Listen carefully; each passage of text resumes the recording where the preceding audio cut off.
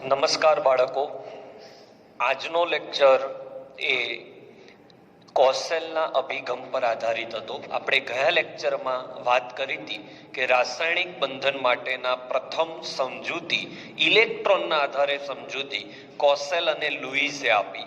એમાં લુઈસે એવું કહ્યું કે બાહ્ય કોષના ઇલેક્ટ્રોન સમઘનના ખૂણા પર હોય છે. બરાબર. આજે આપણે કોસેલ અભિગમ ભણવાના છીએ. કોસેલ અભિગમ મુખ્યત્વે આયનીય બંધ સમજાવવાનો પ્રયત્ન કરશે. આયનીય બંધ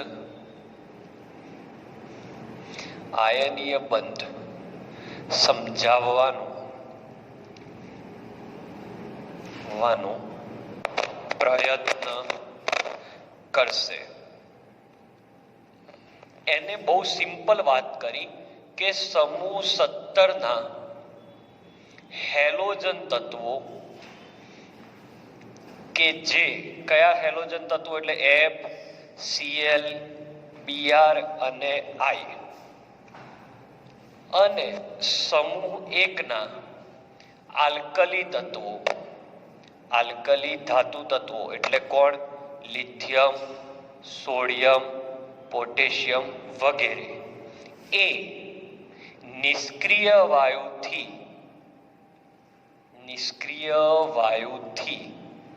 અલગ પડે છે. તો એ તો વાત સાચી જ છે ને? આ વાત તો સાચી છે, આમાં કોઈ ડાઉટ થોડી હોય બાળકો કે આલ્કલી તત્વો અને હેલોજન તત્વો નિષ્ક્રિય વાયુથી અલગ પડે છે. આ વાત બિલકુલ સાચી છે, કારણ કે નિષ્ક્રિય વાયુ એટલે સમૂહ 18. એ સમૂહ 18ના તત્વોના અષ્ટક પૂરા હોય છે, જ્યારે સમૂહ 17માં બાહ્ય કક્ષામાં 7 ઇલેક્ટ્રોન હોય અને સમૂહ 1માં બાહ્ય કક્ષામાં 1 ઇલેક્ટ્રોન હોય. એટલે એ વાત તો સાચી છે. તો આ હેલોજનને પણ નિષ્ક્રિય વાયુ બનવું છે અને આલ્કલી ધાતુ તત્વોને પણ નિષ્ક્રિય વાયુ જેવી રચના પ્રાપ્ત કરવી છે. તો શું કરશે? તો આપણે ચેપ્ટર 3માં ભણી ગયા કે સમૂહ 1 જે છે એ સરળતાથી બાહ્ય કક્ષામાં 1 જ ઇલેક્ટ્રોન હોવાથી સરળતાથી ઇલેક્ટ્રોન ગુમાવી શકે છે. આથી તે ઊંચા વિદ્યુત ધન છે, એટલે સરળતાથી વિદ્યુત ધન્મયતા પ્રાપ્ત કરે છે. બરાબર. જેમ કે ઉદાહરણ તરીકે જો હું Na લઉં તો Na ની ઇલેક્ટ્રોન રચના નિયોન કમ્પ્લીટ 3s1 છે. તો એ સરળતાથી ઇલેક્ટ્રોન ગુમાવીને Na પ્લસ વત્તા ઇલેક્ટ્રોન બને. તો આ 3s વાળો ઇલેક્ટ્રોન ગયો એટલે અહીંયા તમને પ્રાપ્ત થાય નિયોન, નિષ્ક્રિય વાયુ. ઇલેક્ટ્રોન દૂર થયો એટલે એના માટે આયનીકરણ એન્થાલ્પી જોઈએ, અને આયનીકરણ એન્થાલ્પી સમૂહ 1ની નીચી હોય છે. હવે સમૂહ 17ની વાત કરું બાળકો, તો સમૂહ 17ની અંદર સમજી લો કે સરળતાથી ઇલેક્ટ્રોન મેળવે, કારણ કે તેની વિદ્યુત ઋણતા ઊંચી છે. ઊંચી વિદ્યુત ઋણતા, બંધના ઇલેક્ટ્રોન આકર્ષવાની ક્ષમતા. સરળતાથી ઇલેક્ટ્રોન મેળવે છે એટલે એના ડેલ્ટા EGH ઇલેક્ટ્રોન પ્રાપ્તિ એન્થાલ્પીનું ઋણ મૂલ્ય ઊંચું છે. ઓકે. ચેપ્ટર નંબર 3 યાદ રાખજો. ચેપ્ટર 1, 2 અને 3 આખા 11માં અને 12માં રોજ હેરાન કરશે.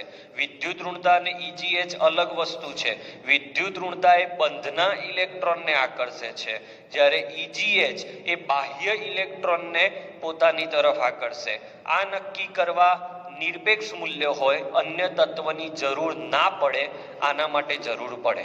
તો ધારી લો કે હું અહીંયા Cl લઉં તો એની ઇલેક્ટ્રોન રચના નિયોન કમ્પ્લીટ 3s2 3p5 છે. એ 1 ઇલેક્ટ્રોન મેળવે અને Cl માઇનસ બનાવે. તો આ 5માં 1 ઇલેક્ટ્રોન ઉમેરાય એટલે 10 ને 8 18 થઈ જાય. એટલે કોના જેવી રચના પ્રાપ્ત થઈ? આર્ગોન જેવી.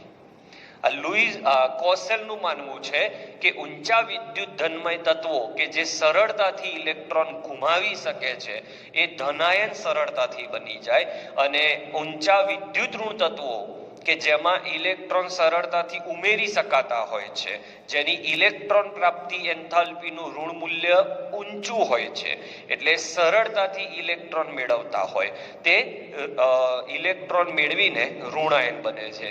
બરાબર, તો અહીંયા વાક્ય લખું છું કે ઊંચા વિદ્યુત ધનમય તત્વો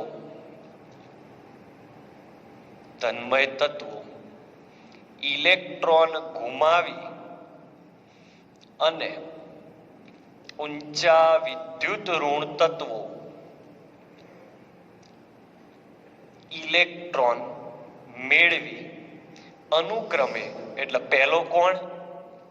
ઇલેક્ટ્રોન ઘુમાવવા વાળું, અનુક્રમે ધનાયન અને ઋણાયન બનાવે છે. એટલે પહેલું વાક્ય ધનાયન, બીજું વાક્ય ઋણાયન બનાવે છે. અને કોના જેવી રચના પ્રાપ્ત કરે છે? નિષ્ક્રિય વાયુ રચના પ્રાપ્ત કરે છે. હવે આ રીતે બનેલો ધનાયન અને ઋણાયન એકબીજા સાથે સ્થિત વિદ્યુત આકર્ષણ બળથી જોડાય છે. ઓકે, આ ધનાયન અને ઋણાયન એ સ્થિત વિદ્યુત આકર્ષણ બળથી જોડાય છે, જેને બહુ જ આઈએમપી શબ્દ આવ્યો, કોસેલના મત મુજબ વિદ્યુત સંયોજક બંધ કહે છે. અને આ જ વિદ્યુત સંયોજક બંધ પછીથી કયા નામે પ્રખ્યાત થયો બાળકો? આયનીય બંધના નામે પ્રખ્યાત થયો. અને આ સ્થિત વિદ્યુત આકર્ષણ બળ કયું હોય છે? તો F બરાબર, આપણે કુલંબિક આકર્ષણ બળ જોઈ લીધું છે, F બરાબર K Q1 Q2 by R². Okay, કુલંબિક આકર્ષણ બળ જોઈ લીધું છે. બહુ સહેલી થિયરી કે હેલોજન તત્વો અને આલ્કલી તત્વો નિષ્ક્રિય વાયુથી અલગ છે, એ લોકોને નિષ્ક્રિય વાયુ બનવું છે, એટલે આલ્કલી તત્વો સરળતાથી ઇલેક્ટ્રોન ગુમાવીને ધનાયન બને છે, અને વિદ્યુત ઋણ તત્વો ઇલેક્ટ્રોન મેળવીને સરળતાથી ઋણાયન બની નિષ્ક્રિય વાયુ બને છે. આ રીતે બનેલા ધનાયન અને ઋણાયન એ જોડાય છે સ્થિત વિદ્યુત આકર્ષણ બળથી. આવા બંધને વિદ્યુત સંયોજક બંધ અથવા આયનીય બંધ કહે છે. અહીંયા સંયોજકતા એટલે શું એની ચર્ચા કરીએ છીએ. પહેલા આનો સ્ક્રીનશોટ લઈ લો, આ ટોપિક હજી ચાલુ છે. તો પછી સહસ આજે વિદ્યુત સંયોજક બંધ બન્યો, એમાં વિદ્યુત સંયોજકતા એટલે શું? તો ધનાયન અથવા ઋણાયન પર રહેલા વીજભારને તેની સંયોજકતા કહે છે. જેમ કે Na+, ઓકે, તો એની સંયોજકતા 1, Ca2+, તો સંયોજકતા 2, Al3+, તો સંયોજકતા 3, F- તો સંયોજકતા 1, પછી O2- તો સંયોજકતા 2. આને સંયોજકતા કહેવાય. અન્ય ઉદાહરણથી કોસેલનો કોન્સેપ્ટ સમજાવું કે તમને કેલ્શિયમ આપ્યો તો આની ઇલેક્ટ્રોન રચના આર્ગોન કમ્પ્લીટ 4s2 છે, તો એ 2 ઇલેક્ટ્રોન ગુમાવી દેશે અને કેલ્શિયમ 2+ બનશે. આ 2 ઇલેક્ટ્રોન નીકળી ગયા બાળકો, એટલે આર્ગોન બન્યો. હવે સમજી લો ફ્લોરિન છે, તો ફ્લોરિનની ઇલેક્ટ્રોન રચના હિલિયમ કમ્પ્લીટ 2s2 2p5 છે. એક ઇલેક્ટ્રોન મેળવીને F- બને, નિયોન જેવો બને. હવે અહીંયા તમે જુઓ તો આની સંયોજકતા 2 છે, એટલે એને સામે ઋણભાર 2 વાર જોઈએ, પણ અહીંયા તો એક જ વાર છે, એટલે આવો ને આવો F આપણે ફરીથી બીજી વાર લેવો પડશે અને F માઇનસ બનાવશે. હવે આની +2 સંયોજકતા આની -1 અને આની -1 એની સાથે જોડાય એટલે Ca2 F માઇનસ અને F માઇનસ સાથે જોડાય એટલે CaF2 સંયોજન બને છે. તો કોસેલનો અભિગમ આ છે. ઇન શોર્ટ તમારે આ ચેપ્ટર હવે આગળ શીખવું હોય તો ઇલેક્ટ્રોન રચના પ્રોપર આવડવી જોઈએ, ચેપ્ટર 3 કમ્પ્લીટ આવડવું જોઈએ. હું તો વારે વારે કહી રહ્યો છું કે આખું કેમેસ્ટ્રી ઇલેક્ટ્રોન રચના અને ચેપ્ટર 2 ના ક્વોન્ટમ આંક અને ચેપ્ટર 3 પર આધાર રાખે છે. આટલું આવડી ગયું, આટલા કોન્સેપ્ટો તમારા મગજમાં રોજ ફરતા થઈ ગયા તો કેમેસ્ટ્રીમાં સહેજ પણ તકલીફ નહીં પડે. હું વિદ્યુત ઋણતા શબ્દ વાપરું તમારા મગજમાં બંધના ઇલેક્ટ્રોન આકર્ષવાની ક્ષમતા એવું આવી ગયું તો ચિંતા જ ના કરશો, આખું કેમેસ્ટ્રી આવડી જશે. આયનીકરણ એન્થાલ્પી બોલું ને ખબર પડી જાય કે ઇલેક્ટ્રોન દૂર કરવા આપવી પડતી ઉર્જા તો ઇનફ છે આટલું મારા માટે. પણ તમે આયનીકરણ એન્થાલ્પીમાં એવું કહો કે સાહેબ હું વાંચી લઉં જરા, એવું ના હોય બાળકો. તો જુઓ, કોસેલનો અભિગમ મુખ્યત્વે આયનીય બંધ સમજાવવામાં થોડો ઘણો સફળ રહ્યો. તો કોસેલના અભિગમનું કોસેલે શેની માહિતી આપી? તો કોસેલે આયન બનવાની માહિતી આપી અને આયન બન્યા પછી આયનના સ્ફટિકો કેવી રીતે બને તો આયનીય સ્ફટિકની માહિતી આપી. સ્ફટિક બનવું મતલબ Na+Cl સાથે જોડાય છે તો ક્યાં ગોઠવાતા હશે એની સામાન્ય માહિતી કોસેલ દ્વારા આપવામાં આવી છે.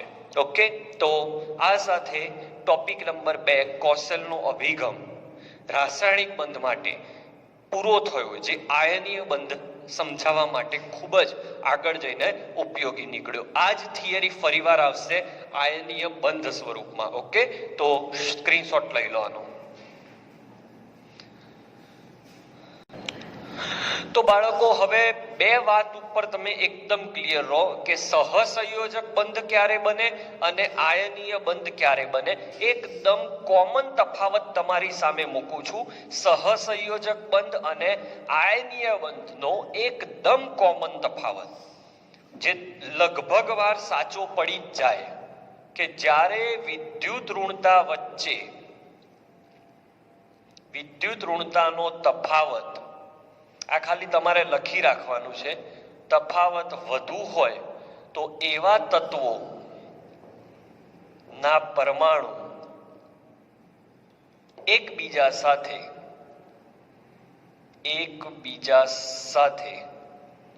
આયનીય બંધ બનાવે.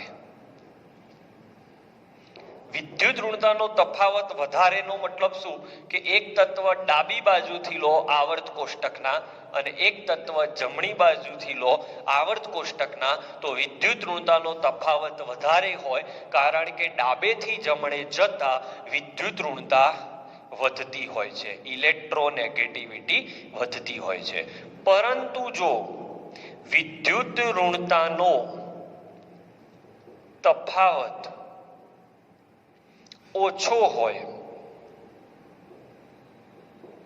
તો તે ઇલેક્ટ્રોનની ભાગીદારી કરી સહસંયોજક બંધ બનાવશે. જેમ કે Cl તો હવે આ તો બે સેમ જ છે તો આમાં ઇલેક્ટ્રોનની આપલે ના થાય, ભાગીદારી થાય. ઓકે, તો આ બે વાક્યો બ્રહ્મ વાક્ય છે, ગમે તેને સમજવા. ઇન શોર્ટ, વિદ્યુત ઋણતા એ કેમેસ્ટ્રીનો રાજા કહેવાય. ગમે તેવા સંયોજનને સમજવા માટે વિદ્યુત ઋણતા કોન્સેપ્ટ ક્લિયર હોવો જરૂરી છે. તો આજનો લેક્ચર અહીંયા પૂરો કરીએ છીએ. સ્ક્રીનશોટ લઈ લો.